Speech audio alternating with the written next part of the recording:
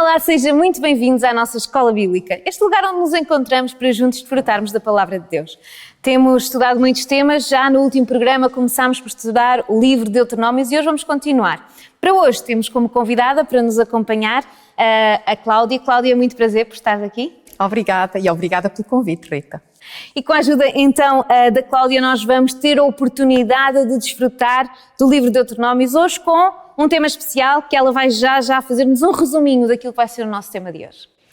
Eu penso que é muito interessante porque nós estamos a começar o estudo deste livro e começamos logo por ver realmente que Moisés refere a alguns acontecimentos do passado, de tudo o que aconteceu com o povo de Israel desde que saíram do Egito, e como isso é importante para eles realmente encararem o futuro de uma forma de fé em Deus, de uma forma esperançosa, olhando para aquilo que já lhes aconteceu. Ou seja, é importante aprenderem com os erros, não os cometer novamente e lembrarem sempre daquilo que Deus já tinha feito por eles no passado. Obrigada por já nos fazeres este cheirinho, não é, esta introdução, mas nós estamos aqui para estudar a Bíblia e, como sempre, o nosso programa começa com a leitura da Bíblia e por isso vamos ler.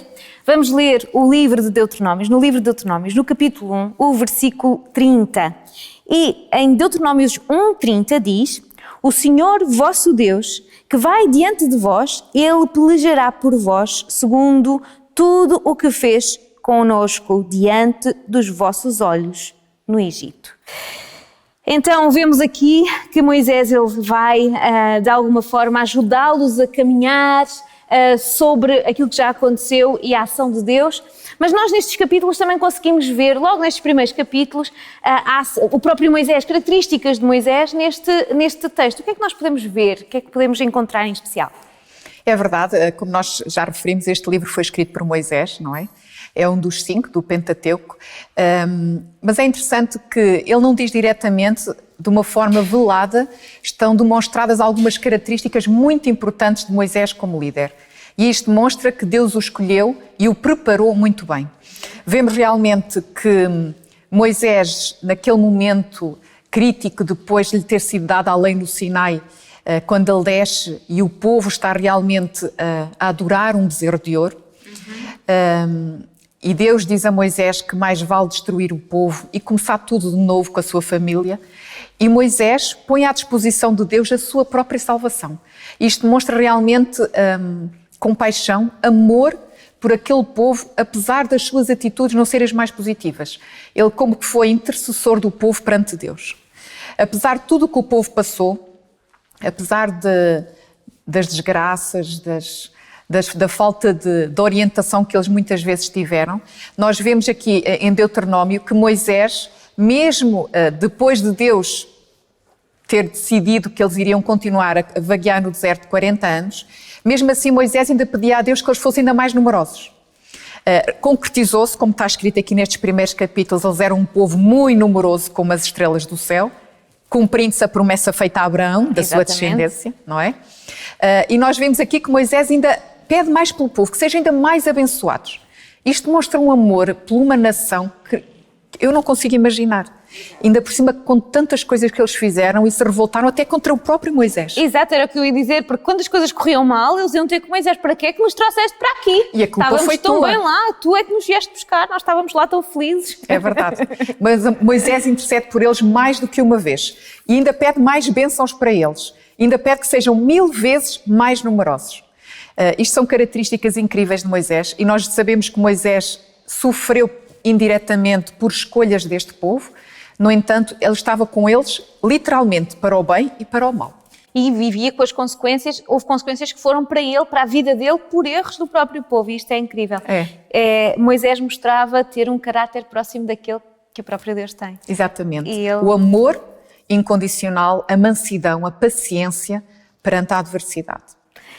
Então nós vamos ver, mas também vemos que Deus, estas características de Moisés, elas partem da parte de Deus, mas nós também conseguimos conhecer Deus através dos acontecimentos deste sítio. Nós conseguimos ver que há precisão milimétrica, não é? Nanométrica da parte de Deus. Podes-nos falar um bocadinho sobre isso?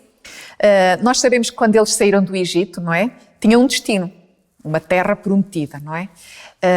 E no momento em que eles estavam organizados para tomar essa terra, quando Moisés lhes diz: "Eis aqui perante vós esta terra", tomai, fazei dela a vossa pátria. Sabemos que decidiram enviar os espias, 12 espias, um representante de cada tribo, e naquele momento eles voltaram com um relatório que tinha coisas boas e tinha, da perspectiva de alguns deles, da maioria, algumas coisas más. No entanto, devido a isso que aconteceu, Deus disse ao povo que eles não iriam estar a vaguear só 40 dias naquele deserto, mas 40 anos. E é interessante porque logo no início do livro de Deuteronômio, é referido por Moisés, onde é que ele estava a escrever o livro, o local, e diz mesmo, 40º ano depois de sair do Egito. Ou seja, isto demonstra que Deus cumpre aquilo que diz. E se ele cumpriu ao exato momento e o tempo certo da profecia, isto é um motivo de esperança para nós, porque tudo o que está escrito na Bíblia acerca de Deus e que Deus disse que iria acontecer, é um sinal de que irá acontecer com essa precisão. Exatamente, quando diz Deus cumpre, Deus promete, Deus cumpre e cumpre à risca. Eles estavam num lugar especial, e há um lugar especial que é mencionado, que é Cades Barneia, e este lugar tem uma promessa especial. O que é que vai acontecer de especial? Qual é o grande acontecimento que marca este lugar e que faz com que este lugar tenha um som especial no nosso ouvido quando falamos nele? Foi exatamente esse momento em que eles ouviram aquele relatório dos espias, 10 espias disseram que realmente a terra era boa, produzia bem, que era o que eles queriam, como povo, não é? Que se dedicava essencialmente ao pastoreio e à agricultura, mas havia um mas para eles. Do ponto de vista deles, seria impossível tomar aquela terra, porque tem gigantes e nós, perto deles, somos como insetos. Mas havia 2 espias que foram fiéis. Exato. Que mantiveram a fé em Deus, apesar dos gigantes, apesar dos problemas que poderiam ter, que foi Josué e Caleb. E eles caíram na asneira realmente de acreditar mais num relatório negativo do que num relatório com fé. E ainda mais quando Moisés lhes disse que não iriam entrar na terra e queriam vaguear aqueles 40 anos, eles ainda fizeram outra asneira, outra má decisão. Eles decidiram entrar em Canaã mesmo sem a direção de Deus. E sabemos que muitos morreram nesse momento. E depois, ainda por cima, antes disso, eles ainda se revoltaram, mais uma vez, contra os líderes. Contra Moisés, Arão, e queriam apedrejar juntamente com Josué e Caleb. Vejam até que ponto chega a influência de um grupo e que muitas vezes cometem asneiras porque estão influenciados pela multidão. Mas realmente isto demonstra que nós, seres humanos, se calhar muitas vezes temos mais a tendência a acreditar nos relatórios pessimistas do que nos relatórios otimistas, não é?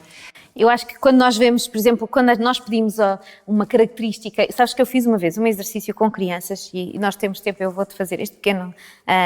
Eu fazia um exercício no colégio em Sagunto com crianças que eles todos os dias, um dos meninos vinha à frente e todos os outros tinham que dizer características positivas.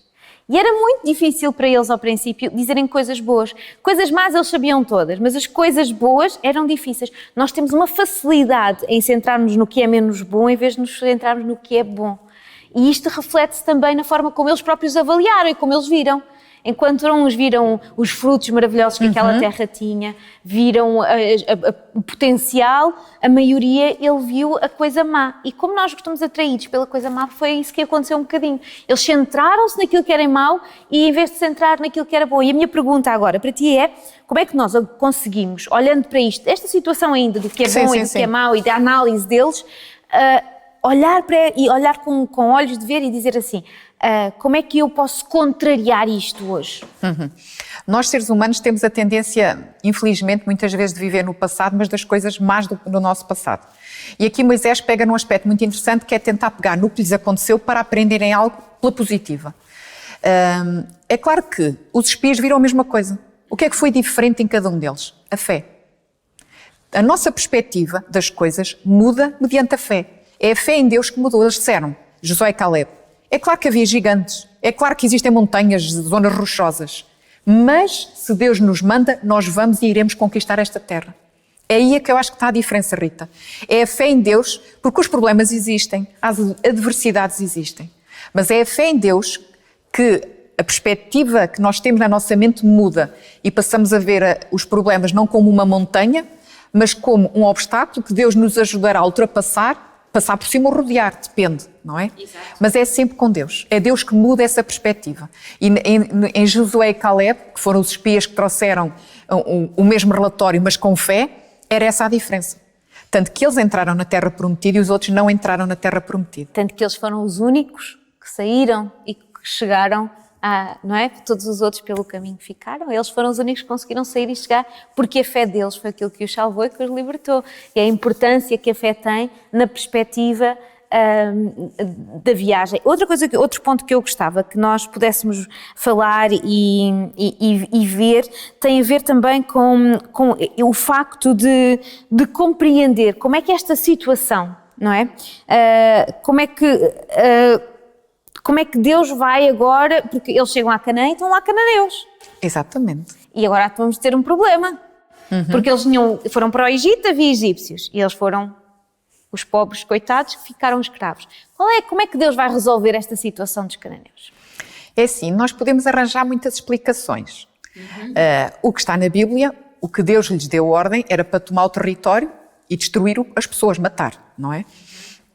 Mas nós sabemos que, em primeiro lugar, é Deus que dá a terra, não há dúvida, e está escrito em vários sítios ao longo do Deuteronômio.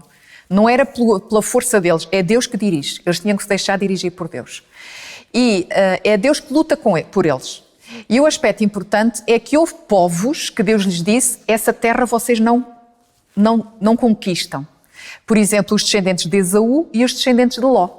Porque Deus lhes tinha prometido essa terra. Exato. Temos Edom e temos realmente a zona de Moab.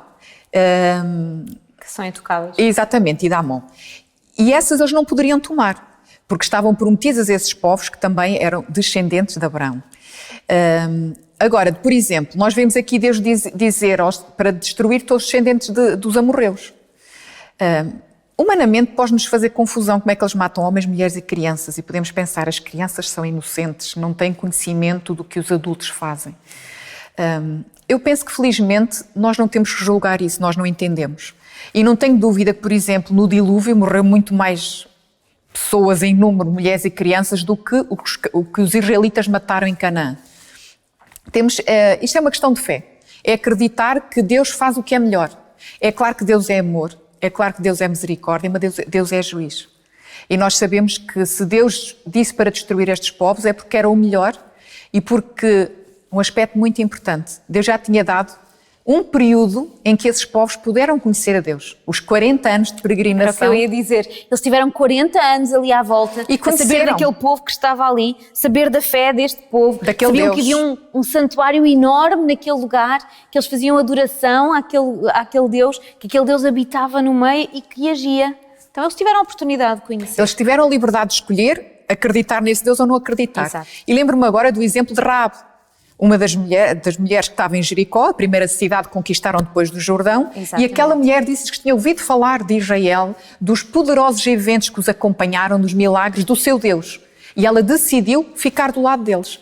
Portanto, Deus dá sempre oportunidades, é isto que nós temos que acreditar. As crianças, se calhar se crescessem, iriam ser sempre como os pais, não tinha hipótese de um dia se voltarem para Deus. Deus sabe o que faz. Tu e eu, nós não sabemos como é que essas crianças iam ser, mas Deus sabe. Deus sabe. É isso que às vezes nós queremos, nós fazemos Deus à nossa imagem e semelhança. Se eu não consigo saber o que é que vai acontecer, então ninguém consegue, mas nós somos só a pequena, não é? O pequeno pontinho num grande mapa do universo.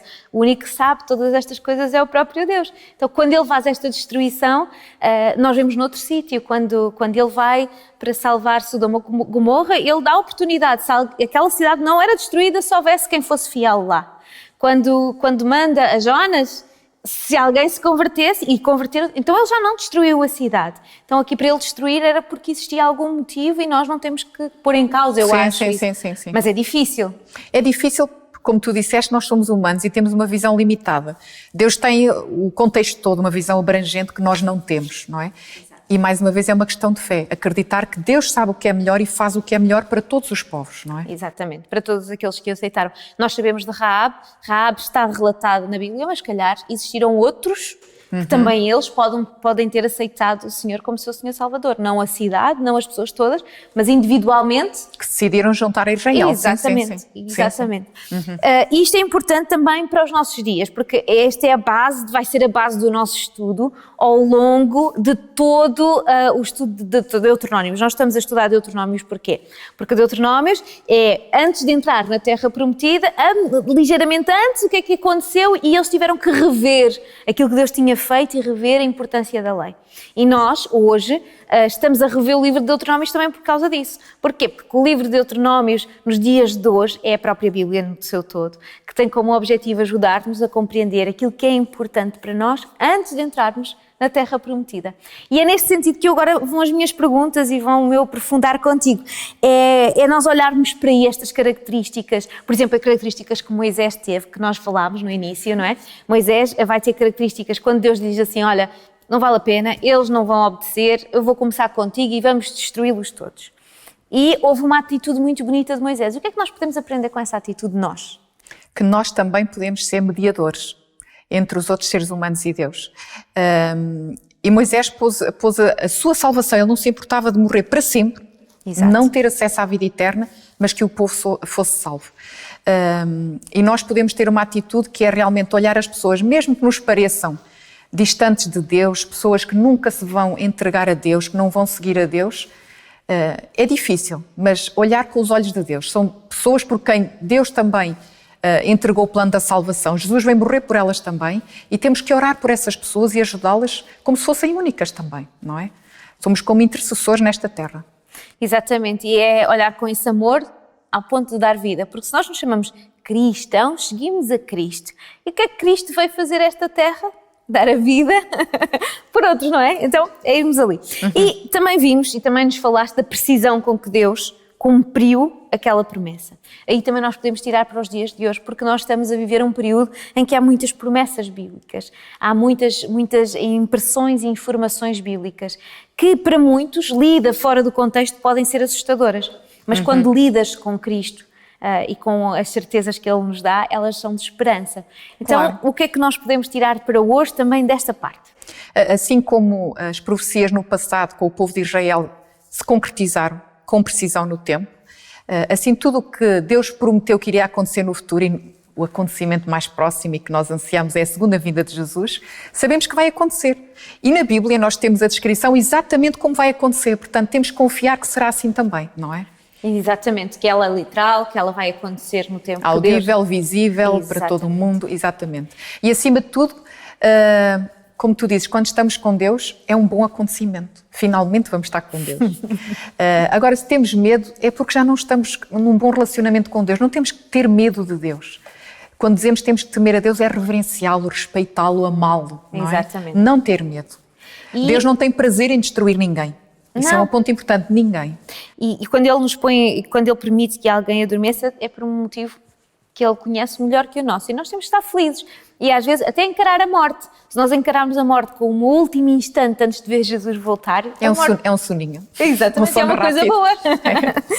A verdade é que Deus nos dá isto é importante também. Só aqui para fazer um achego é importante porque nós vemos a Bíblia, quando nós olhamos para os acontecimentos no final do tempo, vemos mortes, destruição, guerras, rumor de guerras, pestes, estas coisas todas. E são coisas assustadoras, mas para aqueles que amam a Deus, vai ser como enfrentar gigantes, como enfrentar grandes pedras e grandes montanhas. Porque se nós formos com Deus, na vontade de Deus e no tempo de Deus, nós vamos superar todas essas coisas. E essa é a parte maravilhosa, não é, da promessa. Tudo é possível àquele que crê. Não é? Exatamente. E nós também aqui temos, então, podemos olhar também para aquele acontecimento de Cades Barneia, não é?